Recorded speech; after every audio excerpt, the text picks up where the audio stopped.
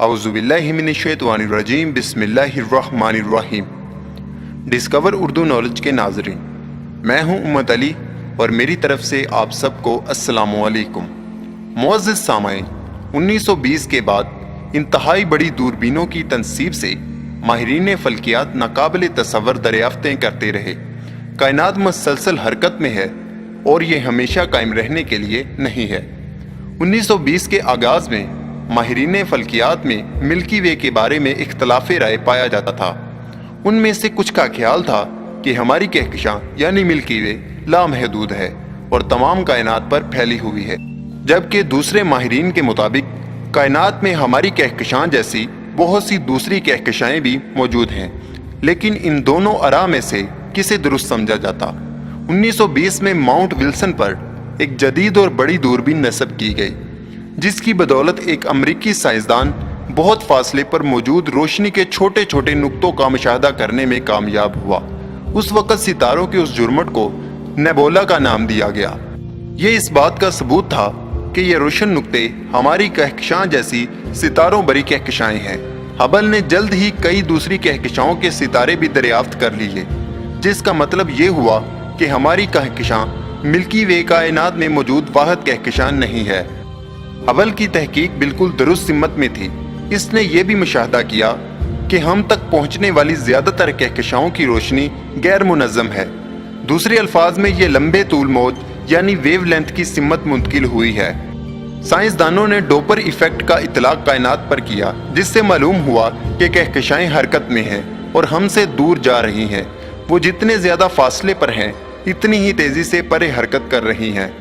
یہ اس بات کا ثبوت ہے کہ کائنات مسلسل وسیع ہو رہی ہے۔ کائنات کے ماڈلز پر تحقیق کرنے والے سائنسدانوں کو اس کی توسیع کا نظریہ درست معلوم ہوا اور انہوں نے اپنی حسابی مساواتوں یعنی ایکویشن کو کئی بار اس نظریے کے تحت حل کرنے کی کوشش کی کہ کائنات ساکن ہے لیکن ناکام رہی۔ ان مساوات سے ہمیشہ یہی ثابت ہوا کہ کائنات کا ساکن ہونا ناممکن ہے۔ معزز سامعین، امریکی سائنسدان ایڈون ہبل کے کہکشاؤں کے مسلسل مشاہدے سے ثابت ہوا کہ کائنات مسلسل پھیل رہی ہے۔ بیلجیم کے ایک پادری جارج لیمائٹر، جو کہ ماہرین فلکیات اور حساب دان بھی تھا، اس نے اس وقت کی ابتدا کے بارے میں غور و فکر کیا۔ وہ کائنات میں توسیع کے نظریے پر یقین رکھتا تھا۔ اس نے بیان کیا کہ اگر کہکشائیں موجودہ دور میں ایک دوسرے سے پرے ہٹ رہی ہیں تو یقیناً ماضی میں یہ کسی وقت ایک دوسرے کے بے حد قریب واقع تھی۔ لیمائٹر کا خیال تھا کہ اگر ماضی بعید میں جایا جائے تو یقیناً ایک ویسا وقت تھا جب کائنات میں موجود مادے کی تمام مقدار ایک چھوٹے سے حجم میں مقید تھی۔ وہ مادہ بہت گرم اور کثیف تھا۔ یہ ارتکاز پذیر مادہ حرکت میں آخر کیسے آیا؟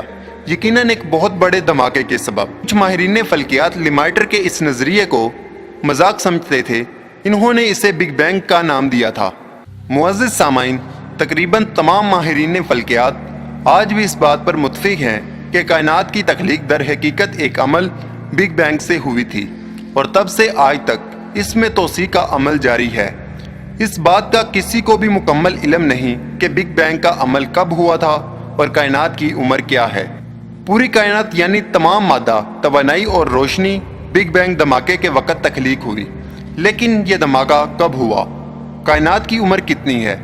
ماہرین فلکیات ابھی تک اس کے بارے میں رائے قائم نہیں کر سکے۔ اس کی عمر غالباً 1 یا 2 کروڑ سالوں کے درمیان یا شاید 1 کروڑ 50 لاکھ سال ہے۔ موازنہ کرنے پر یہ بہت لمبا عرصہ ہے۔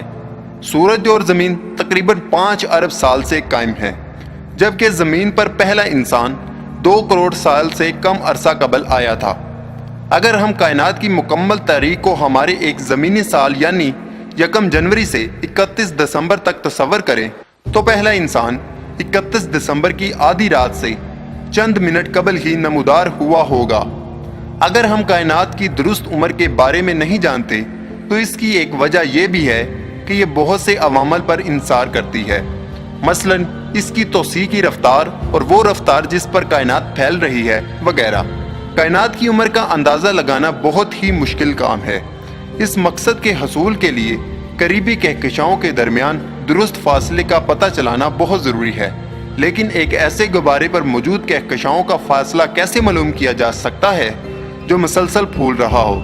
جب ان کہکشاؤں کا زمین سے مشاہدہ کیا جاتا ہے تو ایسے معلوم ہوتا ہے کہ وہ ہم سے پرے حرکت کر رہی ہیں، لیکن حقیقتاً وہ ایک دوسرے سے پرے حرکت کر رہی ہوتی ہیں۔ زمین ان کی اس حرکت کا مرکز نہیں ہوتی، مزید برآں ہاں کوئی مرکز ہی نہیں ہے۔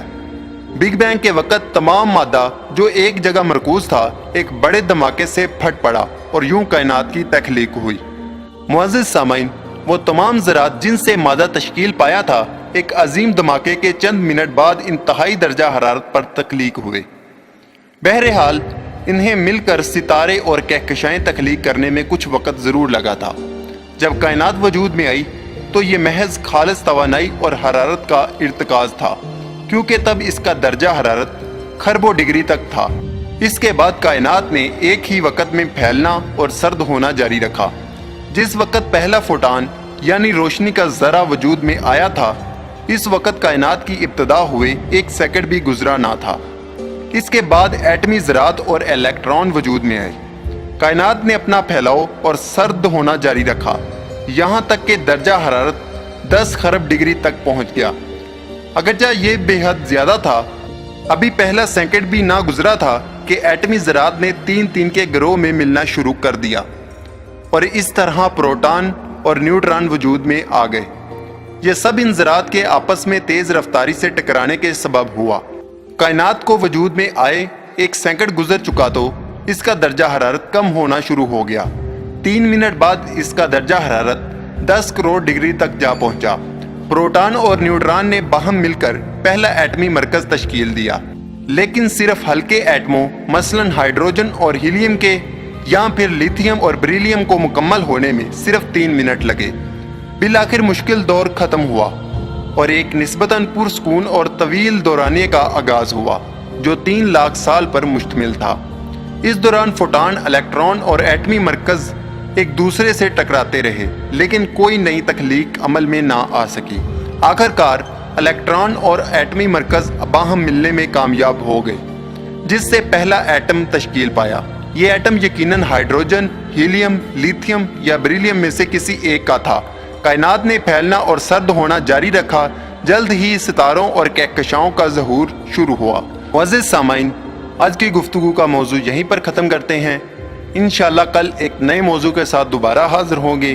اگر آپ کو آج کی ہماری یہ کوشش اچھی لگی تو ہمارے چینل کو سبسکرائب کر کے ہمارے ساتھ جڑ جائیں، تاکہ ہماری ہر نئی آنے والی ویڈیو آپ کو سب سے پہلے مل سکے۔ اپنے دوستوں اور رشتہ داروں کا خیال رکھیے۔ ہماری ویڈیو دیکھنے کا بہت بہت شکریہ۔ اللہ حافظ۔